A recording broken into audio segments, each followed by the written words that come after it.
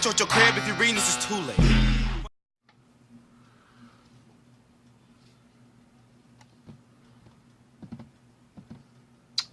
You guys know what really makes me mad is when people really don't care about child safety.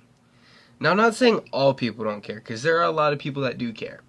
But there are some people that really don't care.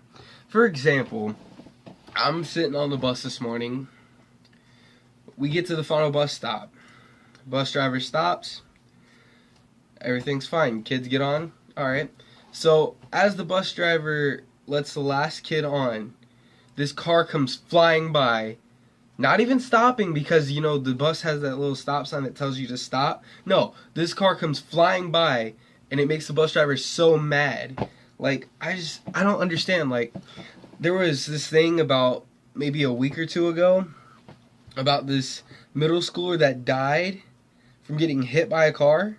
See, that's ignorance right there, because people don't realize that there are little kids out there in the morning time that are waiting on their bus or whatever, and that kid will never get to see any other day in his life because the kid's dead now.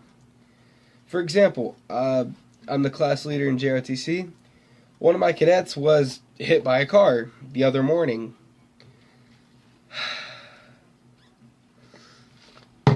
He's fine though. I talked to him Monday. He's doing good. But yeah, like, people really don't care anymore. And if that's really what society is nowadays, that's not a place I want to live. That's not a thing I want to live in. I mean, why would I want to be in a place where, say it's 10, 15 years down the road, I have a kid sitting at the bus stop, and I'm not there, my kid's up there alone, my kid gets hit by a car, I'm going to go off on the person that hit him. Because that's my kid.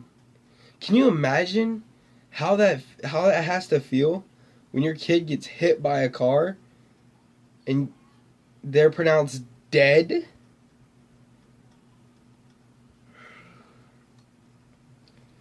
Society nowadays has got to stop and realize that they can't just do anything. They're like, oh, you know, I'm just going to go flying past. Okay, well, you going flying past the stop sign that says stop gets a kid killed or injured. And the impact that puts on the family is a pretty big impact. You guys, especially people nowadays, like, middle-aged adults have to understand that not only are their kids, okay, look, what is it, 1st grade to 12th grade? It's a big 11-year difference from 1 to 12. So, what's the difference between a 1st grader and a 12th grader? One's higher up, one's lower down? Not necessarily. One's extremely young, one's 18. There are a lot of 18-year-olds that I know personally that still have to get dropped off at school and or ride the bus. Not that many teenagers have a vehicle. So it's not really teenagers that end up killing and or injuring someone.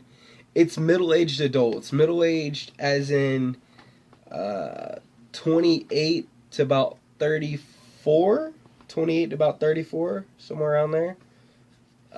Basically, y'all gotta learn. Like, it's crazy. Find you like a skylight. Throw shots, call it happy hour. Long day, I'ma hit the shower. Race time, can I pace rhymes in my rear view like it's FaceTime? Thirsty girl, need to get a sprung. You was in the boat until the boat